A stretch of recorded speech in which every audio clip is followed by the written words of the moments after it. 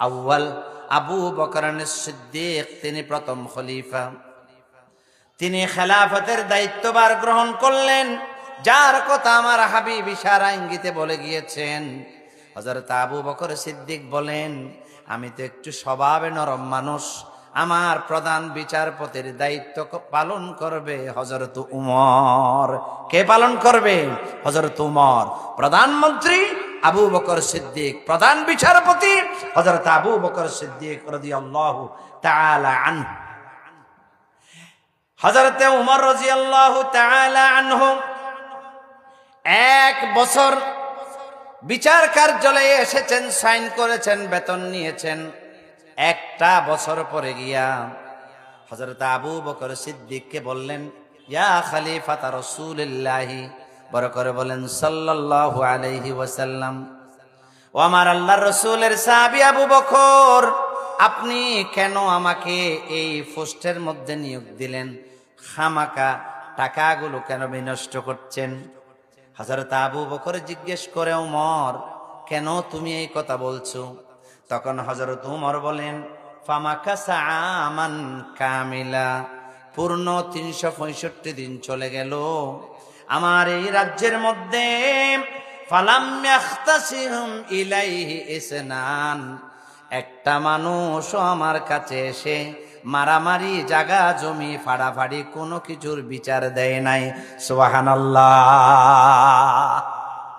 1টা বছর 365 দিন গেল, ভাই ভাই মারামারি নাই, বিঠা বাটি নিয়ে মারামারি নাই, ঝগড়া নাই, টাকা পয়সা চুরির মামলা নাই, কিছু নাই।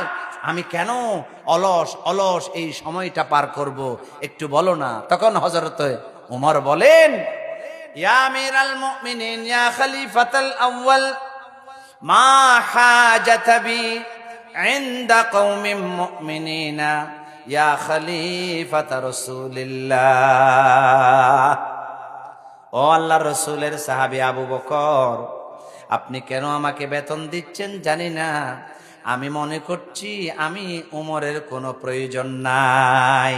হযরত আবু বকর সিদ্দিক মুস্কি মুস্কি হেসে উমরকে বলে, উমর, তুমি তো 1টা বছর প্রধান বিচারপতির দায়িত্ব পালন করলা, বলো কেন এই পরিবেশটা হলো, একটু বলতে পারবা? হযরত উমর বলেন, ইয়া খলিফাতা রাসূলিল্লাহ আবু বকর, আমার মনে হয়েছে কয়েকটি কারণে মানুষ বিচার দিতে আসে নাই। 1 নাম্বার কারণ হলো, এই মানুষ যেই ধর্মটা পালন করে সেই ধর্মটার নাম হচ্ছে দ্বীন হুমুন নসিহা। যেই দিন ধর্ম ইসলাম পালন করে সেই ইসলামের মধ্যে কোনো মানুষের অনিষ্ট করলে আল্লাহ তাআলা পৃথিবীতে ইহকালে পরকালে শাস্তির বিধান রেখেছেন। যেই দিনের মধ্যে মানুষে মানুষে কোনো মারামারি নাই, ভাতৃত্ব, ভালোবাসা, মহাব্বত পয়দা হয়, সেই দিনটা তারা পালন করে। 2 নম্বর, তাদের কাছে একটা বড় অস্ত্র আছে, ওয়ামানহাজুহুমুল কুরআন, তাদের অস্ত্র, বড় অস্ত্রের নাম হলো কুরআন। সুবহানাল্লাহ বলেন না। ওয়ামালুহুমুল আমরু বিল মারুফ, তারা যেই কাজটা কাজ হজে, যে কাজটা তারা করে তাকে সেই আমলটা হচ্ছে, তারা খারাপ মানুষ যদি কোনো খারাপ কাজ করে তাকে কোনো ভালো কাজের আদেশ দেয়, এবং ওয়ানাহা ওয়ানিল মুনকার, মানুষকে অসৎ কাজ থেকে বিরত রাখে। তাদের অস্ত্র 2টা। অস্ত্র কয়টা? 2টা। 1 নাম্বার হচ্ছে দ্বীন হুমুন নসিহা, ইন্নাদ দীনা ইনদাল্লাহিল ইসলাম, তারা ইসলাম ধর্মকে পরিপূর্ণভাবে তারা জীবনে কি করেছে? অ্যাপ্লাইং করেছে। 1 নাম্বার কাজ, তারা দ্বীন হুমুন নসিহা, তারা দ্বীন ইসলামকে মানে।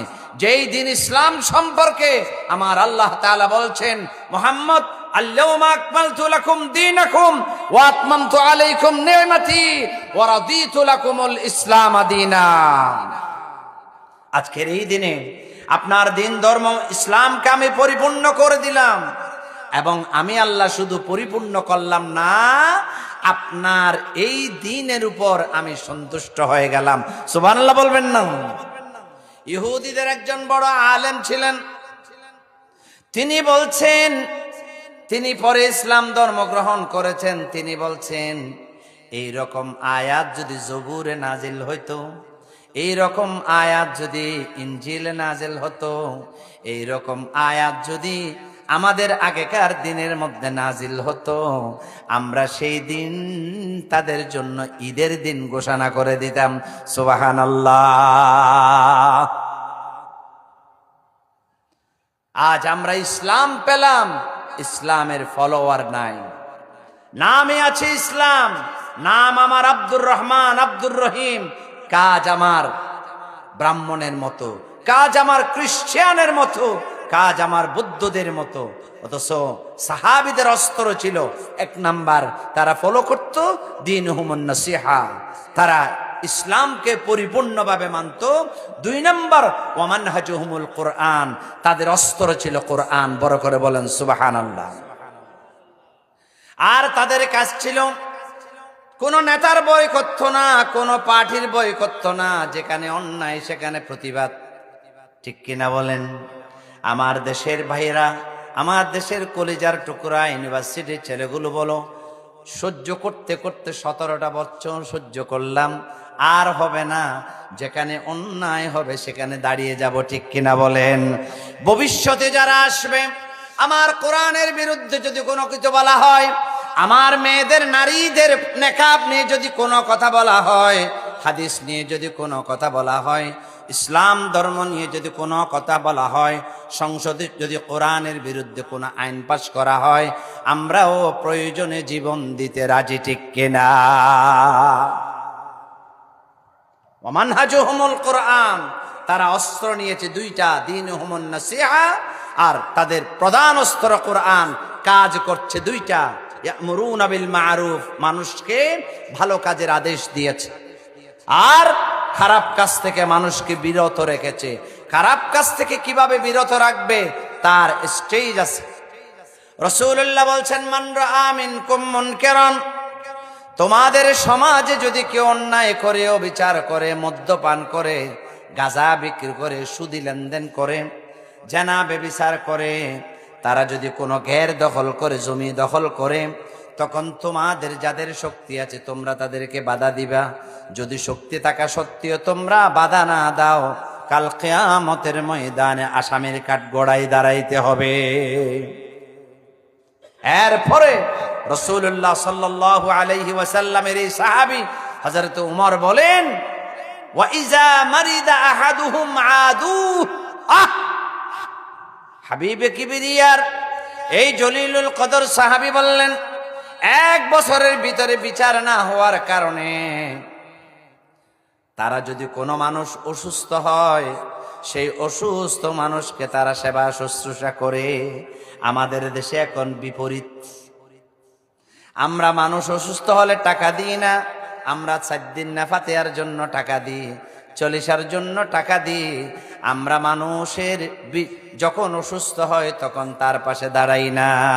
আলহামদুলিল্লাহ, এই যে আমার এই এলাকার প্রবাসী গ্রুপ, এই কমিশনার পাড়ার প্রবাসী গ্রুপ, আমার আতব্বরার পাড়ার প্রবাসী গ্রুপ, ইমাম শহীদ, এই যে সংগঠন, এরা বৎসরে মিনিমাম এই এলাকায় যত গরিব মানুষ তাদের কাছে হাত দিয়েছে তারা ফেরত দেয় নাই। আলহামদুলিল্লাহ বলেন না?